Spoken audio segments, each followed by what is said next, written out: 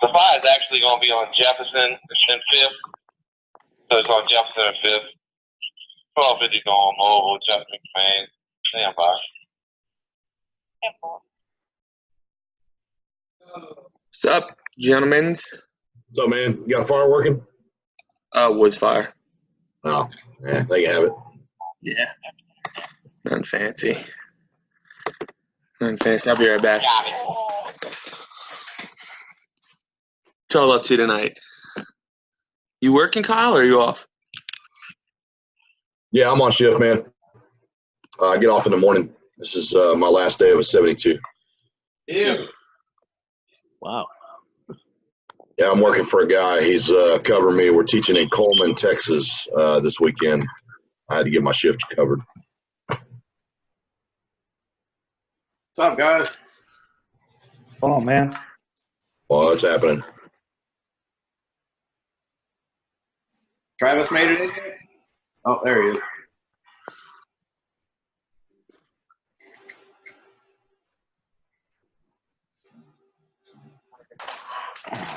Waiting on a couple more people and we'll get started.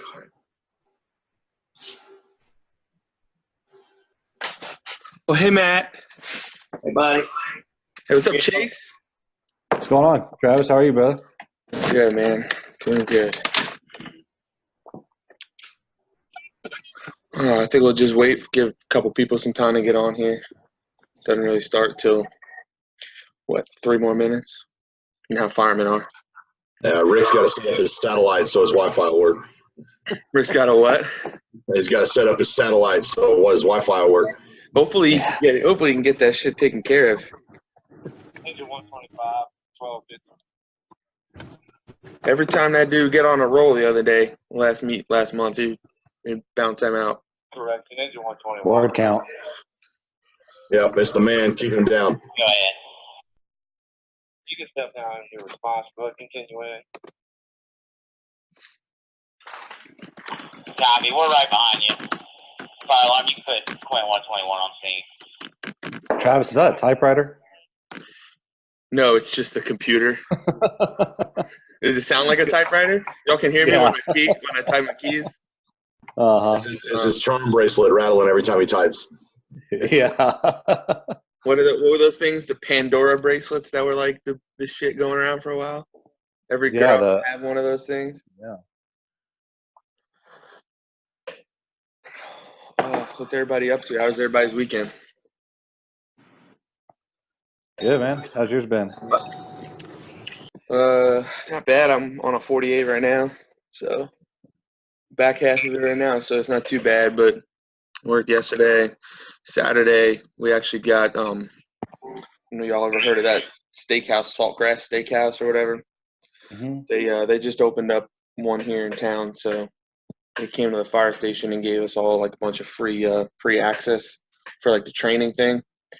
So we went there and all our food was free. The only things we had to pay for was like liquor and whatnot. Nice. So I got myself a nice little filet. And all I had, we got a few drinks. The total with the tip, I tipped the girl heavy. It ended up like $45. I was like, nice. That's a win. We made a fire at our Saltgrass like 3 years ago, kitchen fire, and we started pulling those tiles down from the drop ceiling, and plates and cups and all kinds of shit started falling on our head. I guess those guys were back there eating, and they just tossed plates up, or whatever. So it was like stacks of plates too, like nasty, like they've been up there for a long time. Still have food and stuff all on them and stuff. Yeah. Surprisingly, everything in the bar was damaged and had to be removed. Yeah. This liquor is contaminated. We're going to have to take it back for safe disposal at the firehouse. Yeah.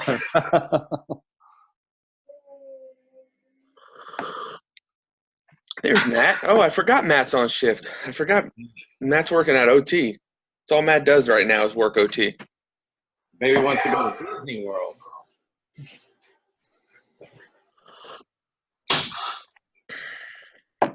I don't know where Rick and everybody is, but whatever. Let's see. Is that better? My microphone better now? It's a little tinny, but it's not horrible. What's up, John? John owes like everybody like 37 beers from how much he was on the news this month. Yeah, no kidding. You're like superstar this month, bro. Can you hear us? Oh yeah, you talking to me? Yeah, you. Yeah, I've been a little too busy this month. How many of those babies you bring home? None, thankfully. My wife sent me a text message today. She's like, some stray dog walked up to her work. She's like, meet our new pet. I was like, absolutely not. Nope. Oh. She's like, well, I'm just going to bring it home until we can find somewhere for it to live. I said, nope. So what if it runs out and gets hit by a car? Not my problem. That's 46 has found a dog today. My wife's like, can you bring it home? I'm like, no. She's like, you didn't bring the baby home. Why not bring the dog home? It's like, oh no, we don't need any more mouths to feed. Yeah. That's Yeah. what I'm trying to tell her. I'm like, you have a 4-month-old baby at home. You want me to bring home another dog? No. Not happening. It was even better. Is I'm on all fours trying to rehab at the fire that we made the following Friday. I turn and look, and there's Brandon Walker, a Channel 2 news reporter. He's like, hey, can I get a word with you again? I'm like, no, we're done. We didn't want How much shit did they give you at work for being all over the news? Not that much, because it was actually the reason I did is that Union called me and asked me to go back and do it to highlight that I was one of the demotions and the crews part of the layoffs and everything. Yeah. But yeah, I've been getting like, hey, can I get lessons and all that? Because another guy, Scott Grader, actually had a baby last week too, so he was harassing her. He was like, yeah, maybe one day I'll get that good, because that was like straight up natural. You're just swinging your hips and everything, holding the kid. I was like, it's the rent dance. Come on, guys. I find myself like standing around, like just sitting there, just rocking. Oh And I yeah. don't even have a baby anywhere close to me anymore. I just rocking. Oh, I ended up buying a folding rocking chair, so I have one from now on. So, because they had one at 68, so I used it that night. Let's see what happens. Yeah, you need to change your station patch to the baby, man. Oh no, see, that was 68. So I was on debit day.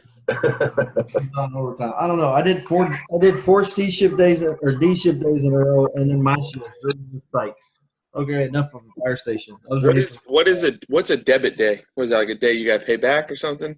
Yeah, every 6 to 8 it rotates. So it's 6 weeks one week, and it's 8 the next time up. But you pay back an extra day, so our average out to 46.7. Otherwise, we'd have to go back to the only other way to do that is a 3-shift schedule, which then you get every other week you get a day off, a Kelly day. Yeah. So, but because so under state law, we actually had a state senator that was a fireman. He got in the state senate. He created a law. So if their city was over 1.5 million, you only work 46.7 hours work week instead of 53. Well, now that our city government's trying to get rid of it, go figure. San Antonio is supposed to cross it next year, and Dallas might be too. So their unions are fighting to keep that law on the books now, as well as ours, because they're like, that's another reason for the pay raise. So we'll see what happens. Yeah, we just run 24/48 with no Kelly day or nothing. Just every third day you go to work. Yeah, see, I don't know if I can get back to work that fast, as busy as we are. I'd rather do the 5 days off. It's like we made. You guys are a little bit different. You guys run a lot more. Oh yeah, we made 6 after midnight the second night. The first night we made 4 after midnight. Yeah, that's ridiculous. Yeah. We run the whole department runs. Last year we did 3,044 calls for the whole year out of 5 stations. So we're not the busiest around. We stay busy enough, but nothing that's too taxing. Yeah. Luckily, I looked up the run numbers for last year. We're the 20th pumper out of 80. So busy enough. Yeah. What about you, Chase? How many you guys run? We do 24/48s also. No Kelly day. We get half pay every other paycheck. So it's like, I'd have to look at my pay stub. I might be lying to you, but it's like 7 hours or something that you get of overtime every other paycheck. It's real jacked up. I wish the the story goes that I don't know, back in the 80s, we had some guys vote to get that half pay over a Kelly day, and now everybody's pissed. much rather have a Kelly day than an extra $60 or whatever it is. Yeah, we do 2 out of our, so if we'll have 2 long pay periods, which will have, what is it, Matt, 16 hours of built-in overtime? Yeah, we'll do 96 or was it 108? Yeah, it's 96 on a short pay period, and then 108 plus 16 of double time on a long pay period. So you'll have two long pay periods in a row, and then 1 short pay period, and then it'll cycle back to the 2 long pay periods, and it just keeps rotating like that.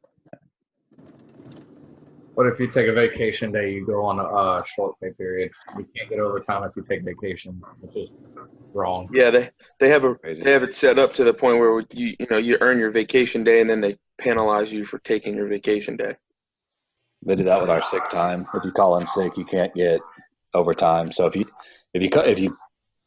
you worked overtime and then called in sick in that same pay period, you lose your overtime. Wow. They still pay you for 24 hours, but it's straight time. Straight time. Yeah, it's ridiculous. That's insane. All right, Travis, you ready to kick it off? We're almost 10 in. Yeah, man. We got those 3 topics that we were going to discuss this month. We're going to talk about mental health awareness, as May is mental health awareness month. I think that's a big topic. Y'all see Mr. Barry Jacobs on your screen there. He's gonna have some things to say. And then Rick, at some point, Rick George is gonna chime in. He'll have some stuff to say. Then from there, we'll move probably to building up the brotherhood. And then I think from there it'll move to short staff solutions, because I feel like you can that's going to be an easy transition. Working with each other, building a brotherhood, will go into tactics and all that good stuff. So, Mr. Barry, if you want to go ahead and introduce yourself, you can get it. All right. I'm Barry Jacobs, and I retired out of Fairfax County about 2003. I was a critical incident stress debriefer and an EMS supervisor, and had the opportunity to do a survey in Fairfax County among it's the same survey that Dr. Robert Scott did out in LA in 1999. He surveyed 187 paramedics using the Los Angeles Stress Survey. He identified 52% of the paramedics were showing or self-reporting signs and symptoms of PTSD. That's irritability, not sleeping, drinking too much, suicidal ideation. And that 52% was that of the 187, 52% should go talk to a counselor. That's how the Los Angeles Stress Survey works. I had the opportunity to do that in 2000 in Fairfax and came up with a number of 48%. And I think that points to an issue. We are very resilient until it breaks our back. And I like what Rick George is doing with resiliency. About resiliency and firefighters is right on. And his class that he's teaching using the IAFF survival skills to teach resiliency is right on, because resiliency is something you practice every day. And I think that's what the surveys I got to do and the work I did with Dr. Robert Scott showed. It isn't the big incident. It's every day. There was no other way to explain half your force having signs and symptoms related to PTSD and not running a big call. So it's almost like every time you go out the door, it affects you. So what Rick talks about with resiliency, my research that I've done supports that.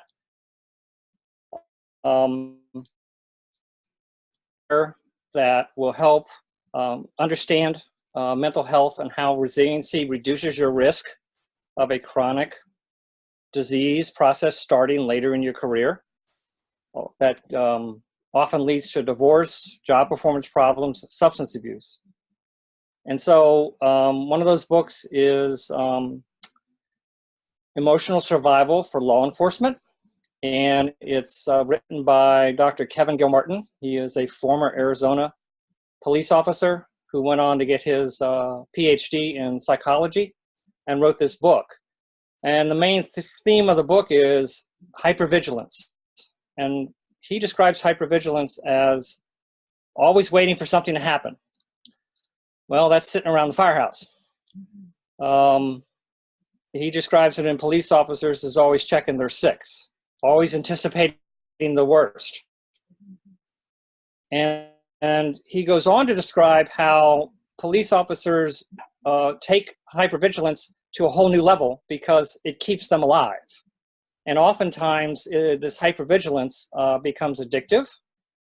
You seek more risky behaviors like affairs, like substance abuse, taking risk on the fire ground that you shouldn't be taking, because that thrill or that drive that you get from hypervigilance to do your job becomes addictive. And that leads to more risky behaviors, and eventually you wind up burning out from it. And it catches up with you at some point in your career. That leads to a study by Indiana University back in 2010 about every time the tones go off, your heart rate jumps up 40 to 60 points every single time the tones go off. And they identified the cardiac problems with that, the sudden cardiac arrest, the chronic cardiac conditions. And the question that I came up with was, what's it doing to the brain? Over and over and over every time you go out the door. So if you're always waiting for something to do, you're always ready. And then every time you go out the door, your pulse kicks in 40 to 60 points. Where do you recover from that? So are you in a constant state of utilizing the fight or flight system? It's also called the sympathetic nervous system, to do your job. The bond to constantly be responding or reacting, reacting to the alarm. And I think we have enough evidence out there, at least anecdotally, to say no. So some things that Rick is doing, he's putting heart rate monitors on firefighters as they go through some of the survival skills in a hothouse in a fire building. And the reason he's doing that is to get a certain pulse rate so that you understand how you operate at that rate. And you're aware of how quickly you can get there, and then what techniques can help you sustain that longer. And that's where the breathing comes in. That's where the mindfulness of what you tell yourself. This is not to be a superhero stuff.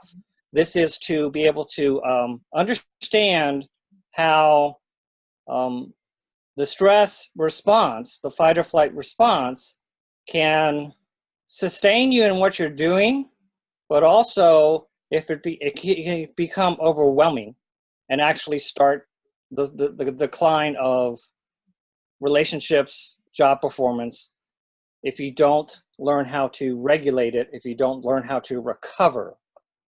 And some of Rick's skills that he teaches in his class and also in his book talk about recovery skills or performance skills, using mindfulness, using breath work, using sports and performance psychology, using biofeedback, and things like that. So the premise that I'm going with is, if we teach you and recognize that the floor is collapsing because your ears start burning or the heat doesn't change in the room when you hit the fire, and you're able to recognize all this, can we do the same thing for PTSD, for stress? Can we recognize that we're overdoing it and take daily steps like physical fitness to keep yourself in a performance mode rather than a reactive mode? And I think there are simple steps that you can do every day that reduce your risk of developing a chronic mental health disorder later in your career that gets overwhelming, and we wind up at a place where nobody wants to go, with marriage being broken down or suicide or something like that. I know John and Kevin have both chimed in on the chat that they've had some issues of their own, and if you guys are willing to share, if you don't want to, you don't have to. I just saw that you chimed in, and what coping mechanisms you guys have had, and just get the conversation rolling, go from there. Okay, I'll go ahead and admit that I was volunteer before I got into the paid fire service, and those didn't affect me really that much, except for one, and I didn't realize it did until later on. Made a burn victim in a car fire. The backstory there. Girlfriend was the same age, same style car as I had, the whole 9 yards. But anyways, then I got into the fire service. Was a paramedic for 4 years in Sunnyside, and out on squad, which was it's one of the most violent areas in the state of Texas, and even still to this area till now. But making runs there, made in the middle of Hurricane Harvey, kid went without a psychiatric medication, so his parents could finally go to find it after they told him during the hurricane, hey, you need to get everything before the hurricane hits. Well, his parents worked in the business, couldn't afford to take off, so they didn't go get his medication. Well, they finally go get it. Well, they both go 2 routes thinking, hey, we'll divide and conquer, going 2 separate routes to go find this medication. Well, he finds the shotgun while they're gone. Ends up committing suicide in the middle of the intersection of 610 and MLK, which is a busy intersection in that area, which everybody goes haywire that we're not doing anything. 3 white guys show up in a squad in the middle of South Houston. Well, they called in a box assignment down the street, so no engine company, not a transport unit coming. It's just 3 paramedics in a SUV. And I'm thinking this kid's dead because just from looking at him. As we're screaming, family members are screaming no in my ear. At the same point, my intern's kneeling down. I'm trying to keep seeing safety. I'm standing up as I'm talking on the radio. And I was like, do you have a pulse? I don't even see him breathing. Well, as soon as I key up and I say he's passed, he takes a breath. Whole front. They need life science that don't collaborate with that.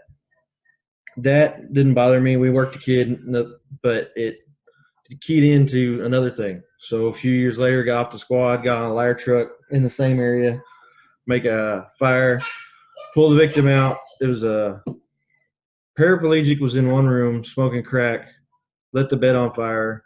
Caretaker took off and ran, left the quadriplegic in the next room, burned up. Well, we found him, dragged him out. As soon as I unhooked my regulator, that smell took me back. Just straight back to, I'd say 6 or 7 years before, of that pulling the girl out of a truck. And I'm sitting there in the middle of the scene, just unhooked the regulator, say, here's your victim, and I plug back in, and that flashed back into my memory. All these later on, what is it?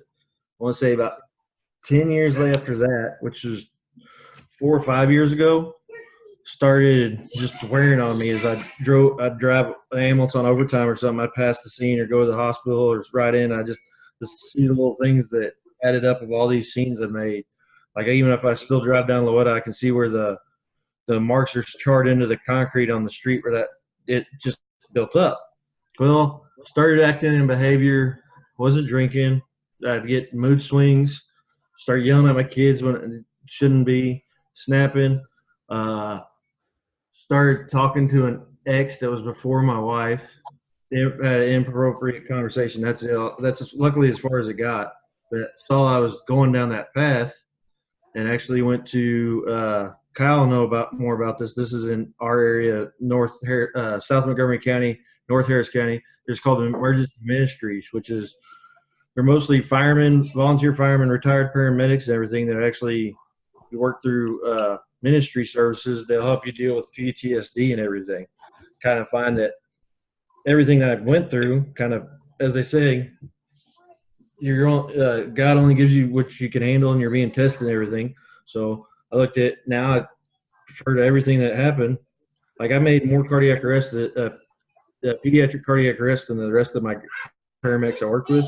Is that I felt that it made me a better father. It was preparing me to be a better father, see what I needed to do to safety of my kids and things like that. Like all the stuff I went through as a paramedic and everything. If I start seeing my crew act that way, I went through that, so I know what they're going through, and I know how to help prevent them from going down that path. So part of the reason I cope with it now, that, and I try to go work out, train, do things like that, and spend time with my kids. Like I got the next 4 days off with them, so while my wife works, so it's just recognizing it was the hardest part for me than admitting it, because some of the stuff I just admitted about my actions I did. Some of my best friends don't even know, but I thought I felt it was time to share with some people. So, okay. Well, And I have that same thought every time I make a car wreck. My very first serious call was a car. It was when I was in fire school, and came out as a car fire. I hadn't fought a lick of fire other than in a Connex box, so I was pretty jacked up, ready to go. By the time we get there, the volunteers started to put the fire out, and there's a 16-year-old girl laying dead in this ditch, and that's the smell, like all that smell of the antifreeze and the oil. Just all the car was destroyed. I don't even know, it was a white SUV or a white sedan. I don't even know what kind of car it was. And that smell, I just kind of associate it with death now. And every time I smell that at any car wreck, that's what hits me. I remember looking at that girl. I remember her head falling back and her eyes opening and stuff, and I really started to take care of myself this year too, with that. Recognizing it, like you said, was the hardest part for me too. But this year I've really dove into like self-study and Bible study, and both of those things have really helped me out. I bought the Stoic journal and the Daily Stoic. I read those. I read my Bible. I have a devotional that I read through every day and that kind of stuff. But that's stuff that's helped me, just to add on what John was saying. There's stuff out there, if you can figure out how you tick and what makes you think the thoughts that you're thinking, why, like you said that you had, you're having conversations with an ex. Well, what made you think that was